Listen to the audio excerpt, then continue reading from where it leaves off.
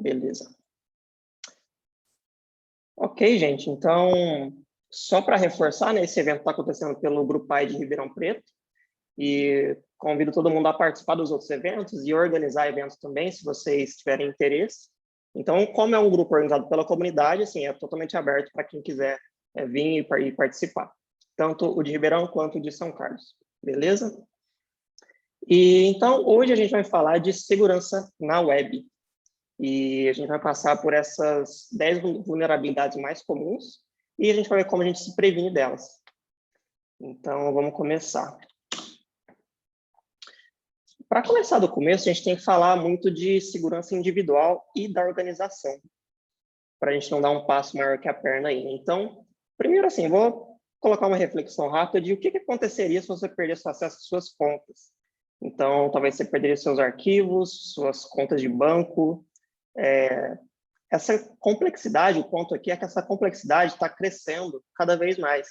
Porque 10 ou 15 anos atrás, se a gente perdesse um e-mail, talvez não teria tanto problema. Você ia perder seu Orkut lá, o seu Facebook, ia ter que fazer outro e, assim, não tinha tanto problema. Mas agora, como todos os serviços que a gente usa, financeiro, saúde, tudo é web, essa complexidade está crescendo muito e a gente precisa se preocupar mais com isso, ter uma preocupação mais ativa. Agora não é uma coisa tão trivial perder um e-mail, por exemplo. Com isso, né, eu queria passar alguns casos críticos que aconteceram. Deixa eu dar um ok aqui. Alguns casos críticos de vazamentos de dados e de segurança que ocorreram, né? Então, esse caso da Colonial Pipeline é uma empresa de operadora de dutos de combustíveis nos Estados Unidos, e ela sofreu o maior ataque cibernético da história nesse tipo de indústria em maio de 2021, né? Dois meses atrás, 3 meses atrás. Então, isso causou uma paralisação no abastecimento de vários estados por 6 dias. Então, vocês podem imaginar que os voos atrasaram, o trânsito não funcionava, gerava aquele desespero das pessoas tentando abastecer o mais rápido possível, filas e tudo mais.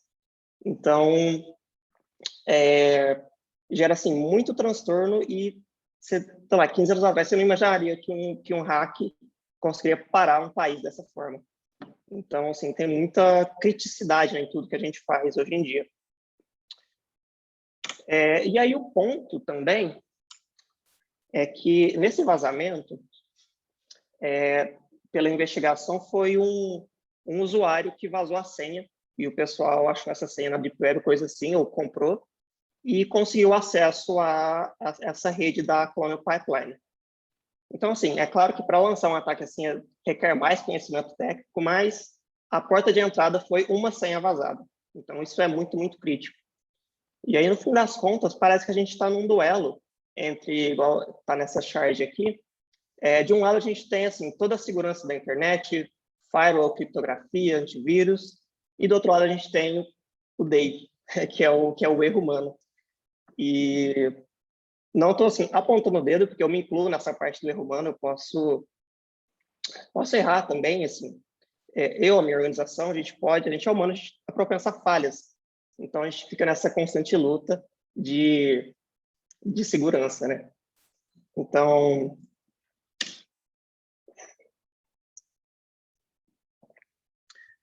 para a gente começar a resolver esse problema da segurança individual, vamos falar dos tipos de autenticação.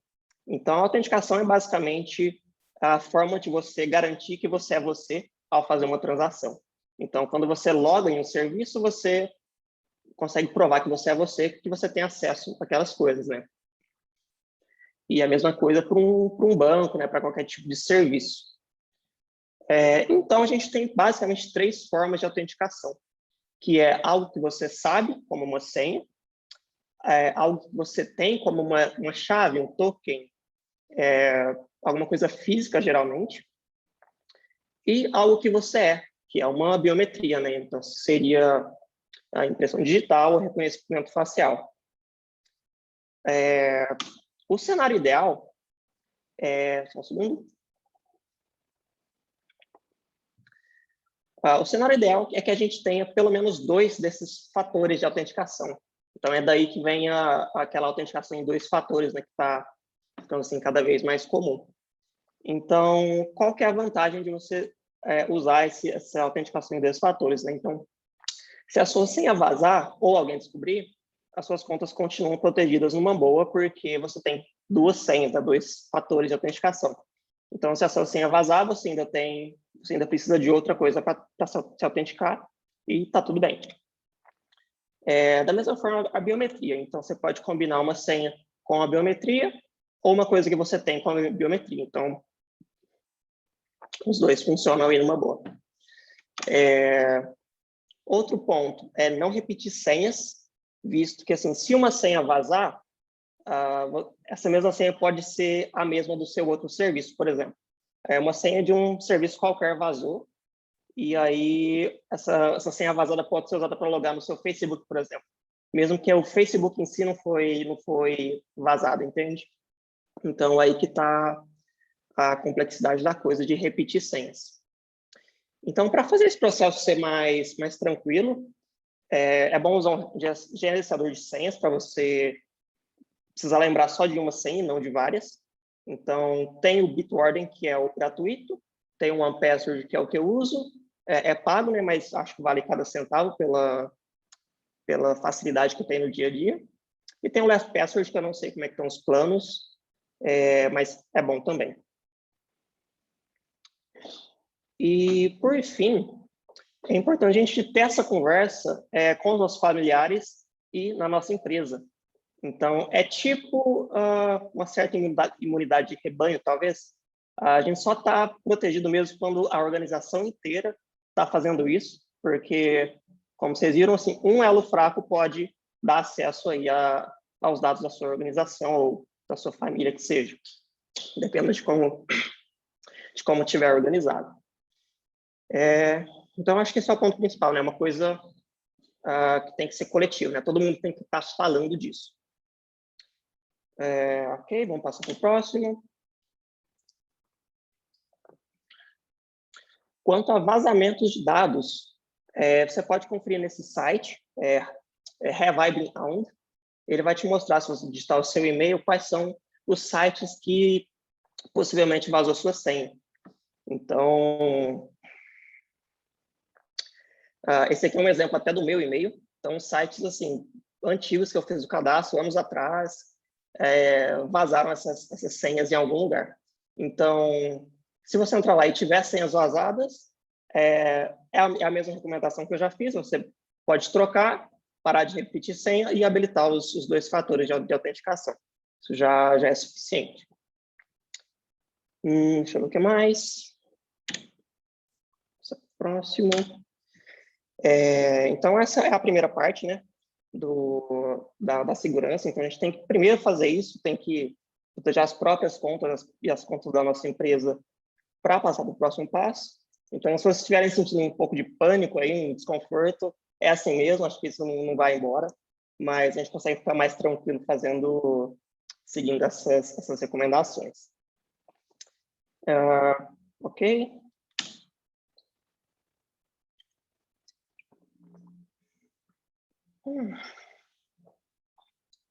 Beleza. Então, essa é a segunda parte. A gente vai falar da segurança nas aplicações em si e da Fundação OASP. Então, é o que eu estava falando, né? À medida que esse software vai ficando mais crítico, mais complexo, mais interligado, vai ficando também um pouco mais difícil de garantir a segurança, mas, seguindo assim, as recomendações dessa fundação, a gente tem um ótimo ponto de partida para começar a se proteger. Então, vamos lá. Algumas premissas desse projeto, né? Software inseguro ele pode afetar toda a nossa infraestrutura financeira, de saúde, de defesa, de energia e várias coisas críticas. E outro ponto é que a gente está num ritmo muito acelerado de desenvolvimento de software. Então, com as modernizações, a gente consegue desenvolver coisas muito mais rápido. Isso também implica que a gente pode ter mais falhas de segurança e demorar mais para identificá-las. Então, um problema crescente aí. Então, o objetivo dessa fundação é educar, né, esses programadores e arquitetos e também os gestores de organizações para que todo mundo consiga entender quais são os maiores riscos e se preparar para isso. Beleza?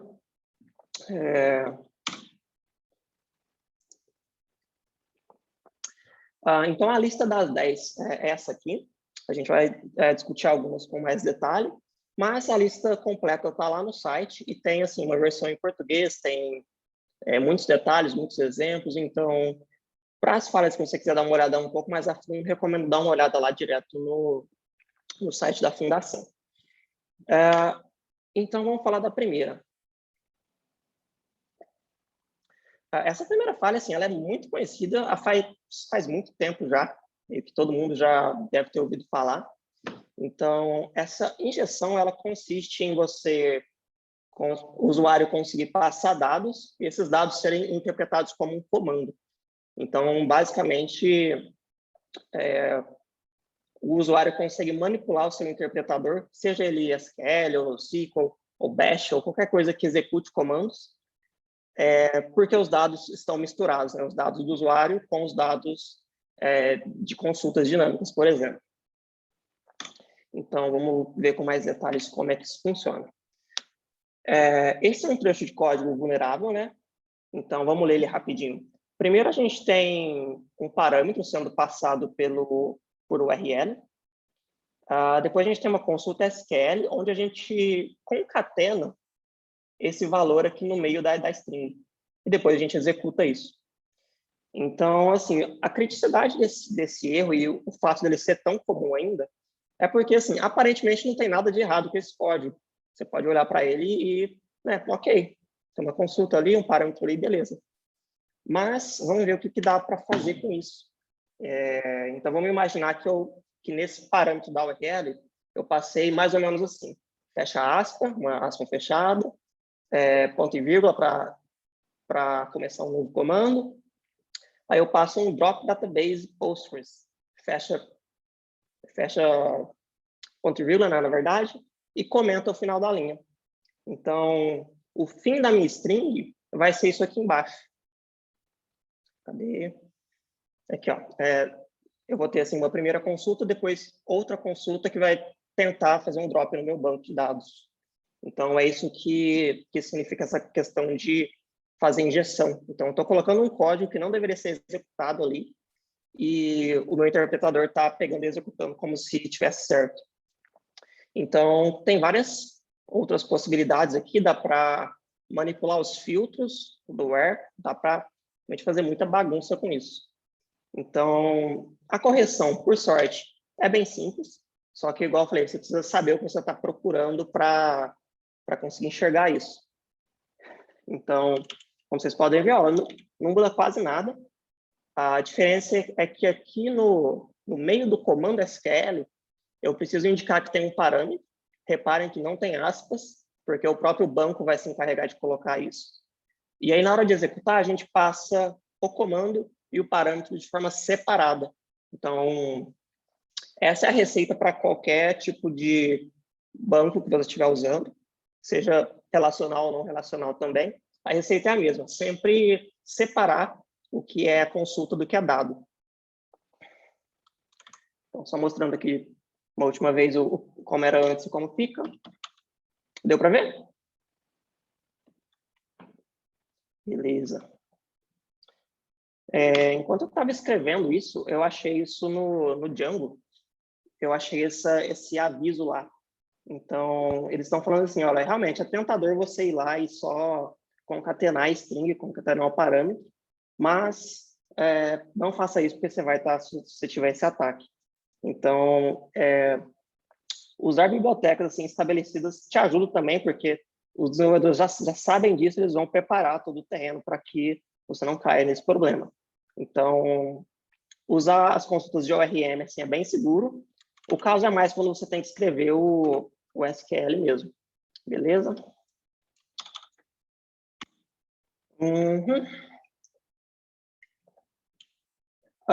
E um bônus aí, então, essa biblioteca se chama SQLmap. O que ela faz é, você passa um site para ela, né? No caso seria o seu próprio site para você verificar, e ela vai fazer testes de vulnerabilidade.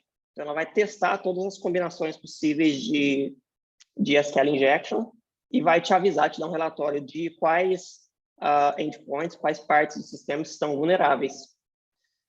Então, isso é realmente para evidenciar que esse é um erro muito conhecido, todo mundo já sabe, e está até automatizado já. O que aumenta um pouco o risco também, porque você não precisa nem necessariamente ser um alvo. Uma pessoa pode basicamente colocar isso para rodar na internet inteira e o que achar, achou.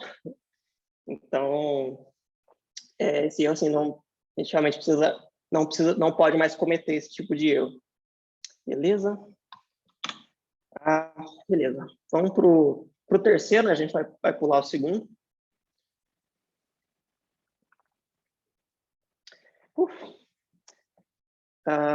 Exposição de dados sensíveis. Então, esse é muito complicado, esse é muito grave, e a gente precisa primeiro definir o que são dados sensíveis, né? Então, dados sensíveis, tem um termo em inglês que chama PII, que vem de Personally Identifiable Information. Esse termo é o que vocês vão encontrar geralmente nas referências, né? Um termo que está bem alto, porque é toda a informação que consegue te identificar como pessoa. Então, pode ser uma região CPF, um nome completo, o nome dos pais, data de nascimento, e-mail, tudo isso consegue te identificar de alguma forma. Até, assim, fotos, hoje em dia, né, com reconhecimento facial, já entraria como esse tipo de informação, né, de PII. Então, esse problema, o grave dele não é necessariamente expor os dados, é o que vem depois. Porque com esses dados é muito mais fácil alguém cometer alguma fraude ou uma roubo de identidade, e aí que as coisas começam a ficar mais complicadas, né? Então, eu trouxe aqui um print de alguém tentando pedir dados da pessoa porque o cartão foi supostamente clonado. Então, vocês podem ver aí que não deu certo esse golpe, mas talvez daria se a pessoa te ligasse e falasse, olha, você é o Sr. Thiago, seu CPF é esse, seu RG é esse, eu queria confirmar alguns dados com você, eu queria, sei lá, te pedir um token aí, uma senha, sei lá. Então, esse golpe, ele fica mais certo se a pessoa tem dados para isso. Então, aí que a coisa começa a ficar complicada. E, assim, infelizmente, a gente tem muitos casos aqui no Brasil desse tipo de vazamento. Então, o mais recente que eu achei foi esse projeto Vidas Brasileiras, que a intenção era boa, mas a execução deixou a desejar, onde todo mundo que assinou esse documento, eles tiveram, assim, alguns dados expostos, né, como CPF, documento, e-mail, telefone, para qualquer pessoa que tivesse um pouquinho de conhecimento técnico. Então, tá aí, assim, um exemplo, assim, de ontem, praticamente, desse tipo de falha, né? E um outro caso, recente também, os últimos 4 dígitos do cartão, opa, aceitar alguém aqui. Nessa falha, assim, uma empresa estava vazando os últimos dígitos do cartão de crédito, a data de vencimento e a bandeira do cartão.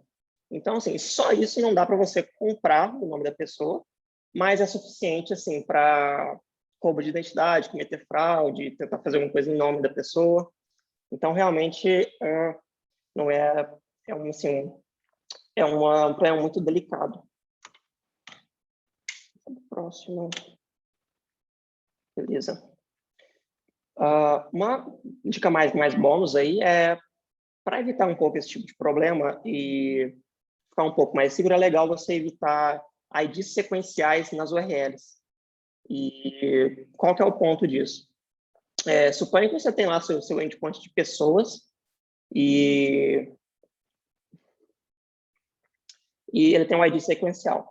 Então, a primeira coisa que eu tenho de informação é que eu sei mais ou menos quantos registros você tem no seu banco de dados. Então, se eu fiz o meu cadastro e eu era o 257, eu sei que eu sou mais ou menos ali, estou na casa das 200 pessoas cadastradas. Um outro problema é que eu também consigo mexer nessa URL e ir navegando pelos registros. Então, idealmente, assim, se eu estou num sistema que eu só tenho acesso aos dados que eu posso ver, não seria um problema se eu apertasse lá e colocasse, por exemplo, o número 1. Assim, normalmente eu não deveria ter que ver esses dados. Mas no mundo real, né, pode ser que a gente esquece de fechar o endpoint corretamente e aí os dados acabariam ficando públicos para quem sabe o ID. Então, se o ID é sequencial, você pode ir testando até você achar o que você está procurando. Então, é meio ruim usar ID nas URLs assim. Então, a sugestão é usar algum tipo de hash, que não seja sequencial, ou algum tipo de slug, que você pode customizar, fica mais legível também. Então, cuidado com esses IDs nas URLs também. Beleza. As recomendações para esse tipo de problema. O primeiro, assim, e muita gente já faz, né, é ter uma conexão encriptada, que é usar aquele HTTPS. Que é usar o HTTPS. Então, uma distinção que eu gosto de fazer é que não é porque um site ele tem o cadeadozinho do HTTPS que ele é seguro. Porque esse HTTPS ele só garante que a sua comunicação com o site ela é encriptada. Então, ninguém entre você e o servidor do site pode ver o que está sendo passado ali. Então, a comunicação é segura. Mas o que o site faz com seus dados depois disso já é outra história e, assim, não está protegido. Então, isso é importante também de, sei lá, explicar isso para seus amigos, seus familiares. Às vezes a gente vê lá o cadeado verdinho, a gente tem uma sensação de segurança, mas não é bem por aí. Tem mais detalhes dentro disso. Uma outra coisa, assim, está relacionado, não necessariamente dentro desse tópico, mas eu precisei encaixar isso em algum lugar, é de nunca armazenar senhas em texto plano, porque aqueles vazamentos que acontecem de senhas, eles são graves porque eles armazenam a senha original. Então, idealmente, você não deve armazenar a senha original. Então, o que você faz? A pessoa digita a senha, você criptografa isso de mão única. Então, mesmo se o seu banco de dados for exposto, a senha em si ela não é exposta, porque essa criptografia depois que você aplica ela, você nem você consegue saber o que estava lá antes. Então, isso é bem importante de ser feito. E indo para o próximo, usar revisão de código no seu fluxo de desenvolvimento é o que vai também te ajudar a identificar essas falhas. Então, no modelo ideal, né, toda a organização ela vai estar falando de segurança com mais frequência e os desenvolvedores vão estar procurando por essas falhas no review de código. Então, acho que a última palestra foi do Girol sobre revisão de código, então tá aí o crossover. Então, assim, todo mundo tem que estar de olho nessas coisas e atento a essas coisas no dia a dia. E o quarto ponto é que, em relação a dados, é preciso estar em conformidade com as leis de proteção de dados, né? Que, no caso do Brasil, é a LGPD, na Europa tem a GDPR e na Califórnia tem a CCPA. Então, elas são, assim, bastante parecidas e elas vão estar, assim, documentando como que você deve lidar com dados sensíveis. Então, a fonte de dados mais confiável para você verificar isso são nessas leis. Tá, vamos partir para mais um problema. Eu já cansei de falar. Caramba. Falar sozinho cansa pra caramba. Beleza. Esse ponto, gente, é bem amplo também, então eu trouxe um pequeno recorte que é sobre configurações de segurança incorretas. Então, isso abrange assim, todo tipo de configuração que não está apta para produção.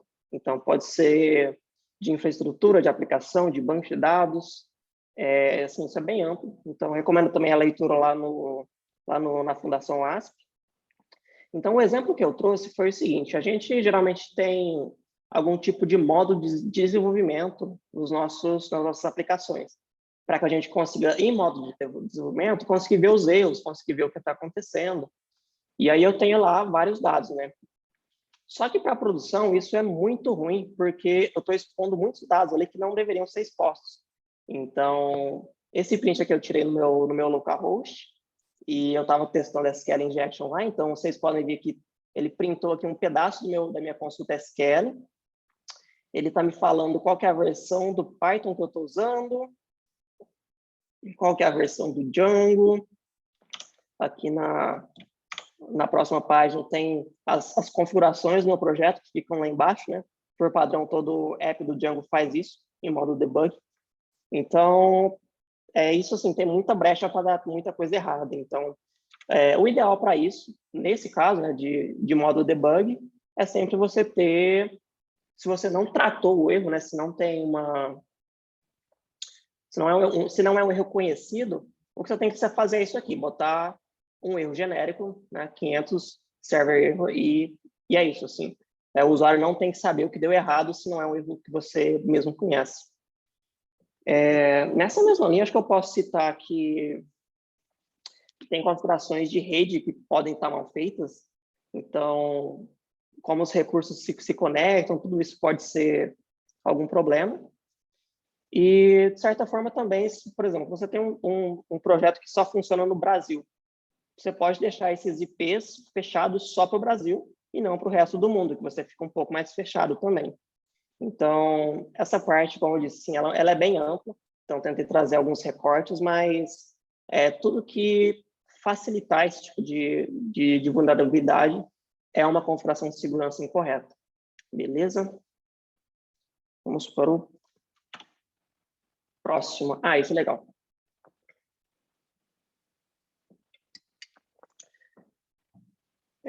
Beleza, então, utilização de componentes vulneráveis.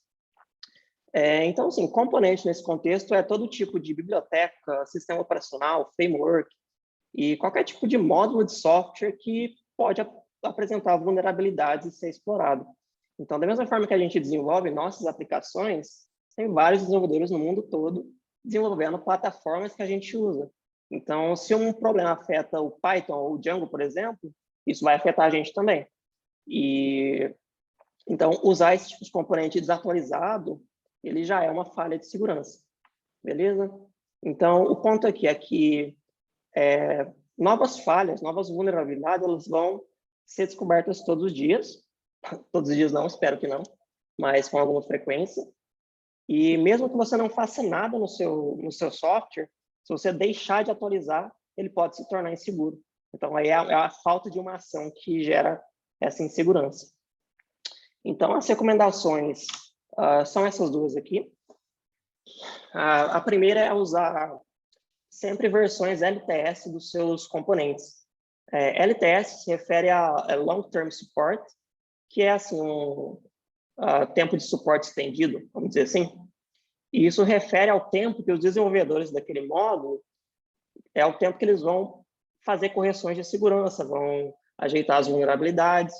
Então, seja lá o tipo de componente que você usa, você pode entrar no site, eles provavelmente vão ter um gráfico mais ou menos assim. Então, esse exemplo é do Django, e ele me fala o seguinte, na versão 2.2, ela vai ter suporte até 2022, em abril. Então, isso quer dizer, quem está com o 2.2 hoje, tem aí mais ou menos um ano para migrar para a versão 3.2, pelo menos. Então, quando chegar ao final desse tempo, assim, nada vai pegar fogo, só quer dizer que, sim, novas vulnerabilidades não vão ser corrigidas. Então, dá tempo de planejar, dá tempo de organizar essa mudança com calma. E aí, quando você mudar para a próxima versão, você vai ter aí, de novo, mais 3 anos de suporte e vai ficar tranquilo também. Beleza? A próxima recomendação é você verificar se existem novas vulnerabilidades. Então, esse site aqui é uma fonte de dados muito boa para isso, é o CVE Details.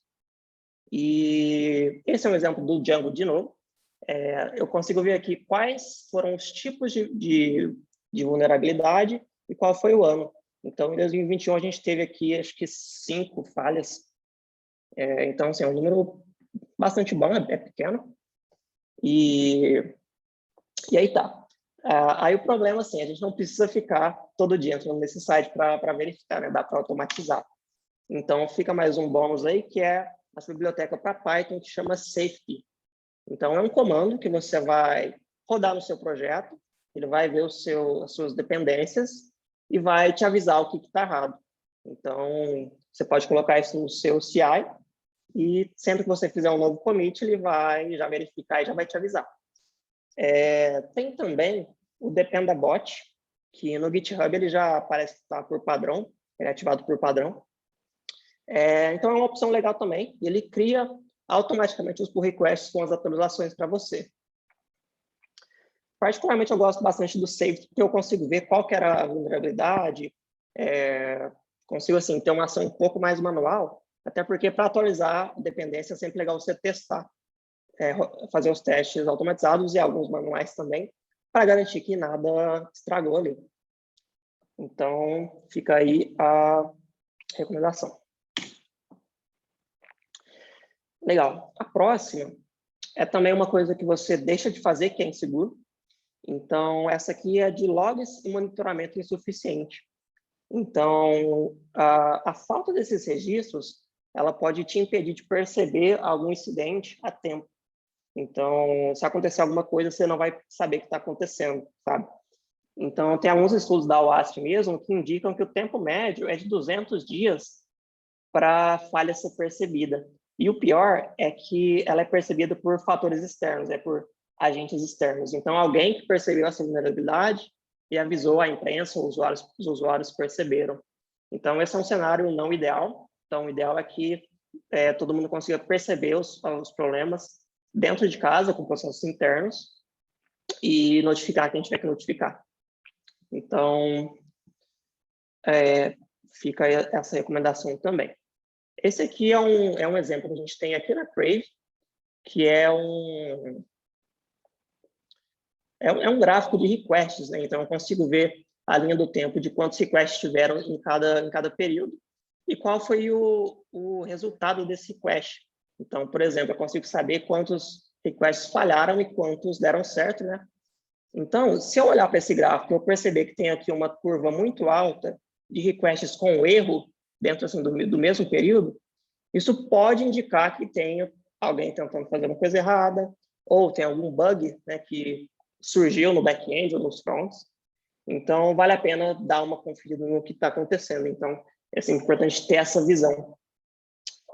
Beleza? Então, estamos chegando no final. Então, a conclusão dos próximos passos são que o que eu venho falando bastante aqui na nossa última hora é que a segurança das organizações ela só funciona se tiver todo mundo a bordo. Então, a gente precisa manter essa conversa viva dentro da empresa, precisa avisar os familiares, a gente precisa estar todo mundo assim falando sobre isso, porque tem muita coisa em jogo agora. O próximo é que essas 10 vulnerabilidades, elas também são só o início. E tem muito mais conteúdo para a gente ler, tem muitos outros problemas que estão detalhados na OWASP também, mas ali é só assim, um ponto de partida mesmo. Então, a conversa não para aqui hoje, né? Isso eu quero dizer. O que eu estava falando agora há pouco, né, de ficar sempre atento às novas falhas que aparecerem e usar essas versões LTS que tem suporte. Então, nada de usar Windows XP, tá, gente? Já morreu faz tempo. E também existem ferramentas e processos de auditoria que podem ser implementados para verificar essa segurança das aplicações. Então, tem empresas que oferecem isso. Se vocês querem procurar melhor, chama Pentest, essa prática de testar a segurança do seu sistema e praticamente fazer um teste de invasão amigável, digamos assim, porque você mesmo vai estar fazendo. Então, são esses pontos. E eu acho que a gente chegou no fim do conteúdo, né? Agora a gente pode discutir um pouco melhor esses pontos, tirar dúvida. Se vocês tiverem novos pontos, tragam, por favor, né? Então, a gente está todo mundo aqui para aprender, né? E um recado é que a gente tem vagas abertas na Crave. Então, atualmente a gente tem de back-end, iOS e Android. Então, mandem para os amigos e amigas aí. E é isso. Está aí o meu LinkedIn, se vocês quiserem dar uma olhada.